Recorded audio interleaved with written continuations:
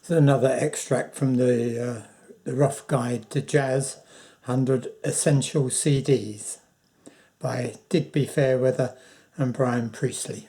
And this one is the Vic Dickenson septet, obviously with Vic Dickenson.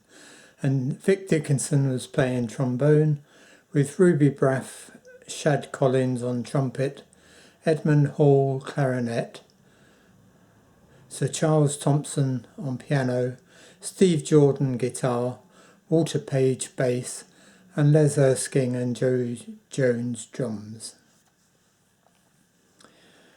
It says the 12 titles on the Vic Dickenson septet double CD, recorded over 2 days in December 1953 and November 1954, and originally issued as 4 separate 10-inch LPs, are historic for 3 reasons. Firstly, they provided quintessential confirmation, after almost 30 years, of the talents of the trombonist Dickenson. Secondly, they prompted the invention, by Stanley Dance, of a new jazz category called mainstream, in recognition that this music transcended current standard categories from Dixieland to progressive, but in fact for jazz geographical purposes stood somewhere between the two. And I prefer to call it sip your wine jazz, I think. That's my term. And the strange thing is about this that I didn't realise until I got into this a bit, watching a couple of the LPs on YouTube. I didn't realise there were 4 of them. I only watched 2. That if you look back on my very first videos on my YouTube channel, Doug T. Sachs, you'll see that the lineup of my little band there was in some ways certainly very similar to this lineup.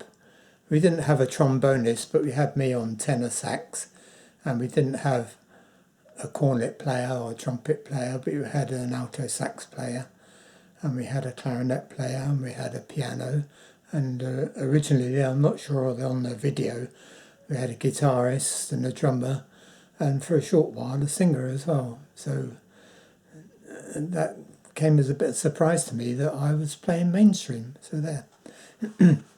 Anyway, back to the book. Ruby Braff, the cornetist, is now universally acknowledged as a grandmaster.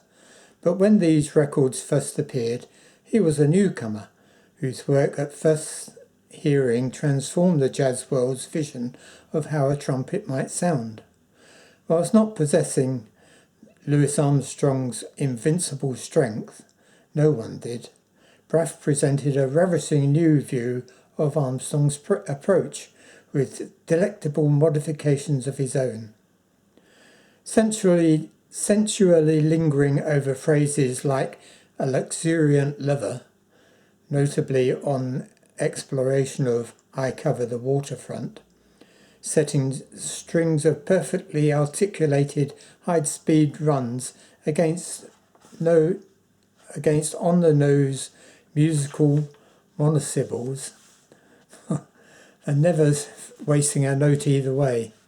Braff delivered his solos with a tone that was bucket deep, yet warm as a Yuletide fire, regularly exploring the trumpet's upper and difficult lower registers with co-equal command.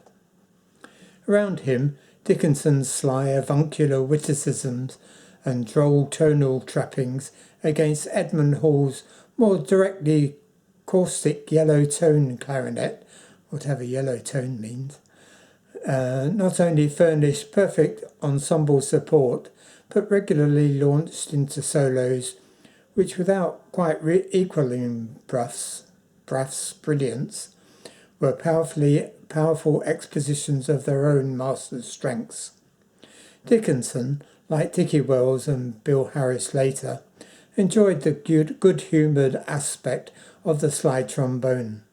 His contributions to When You and I Were Young, Maggie is, in Hammond's words, once again, raucous, disrespectful and enormously stimulating. And the bassy-styled rhythm section behind the soloists, graced by the drums of Joe Jones and featuring the adaptable piano of Sir Charles Thompson, was a definition of both swing and the art of accompaniment.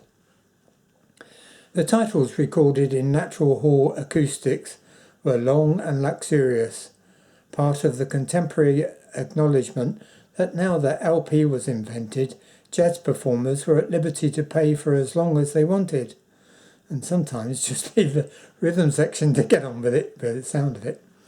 What's more remarkable still was that all the players sounded as if they were making full use of the space. On brass titles, there is room to breathe between each phrase, and every solo is as considered and joyful a statement as a marriage proposal. Only trumpeter Shad Collins, and a highly capable player who after years with Count Basie replaced Dizzy Gillespie and Cab Calloway in 1941, finds himself behind the 8-ball in Brass Shadows. Collins' solo, while perfectly presentable, lacked the breathtaking poise of the younger rival. And his 5 tracks, including his agreeable Nice Work If You Can Get It and slightly anxious Running Wild, where his high-speed, cut-muted work sounds rather like someone trying to copy Braff, caused the music for the first time to sound a little more like work than joyful, relaxed play. Braff, nevertheless, brought back as a guest for a pair of tracks on Session 2, rehitches the music wagon to his star, and within the bar all is well again.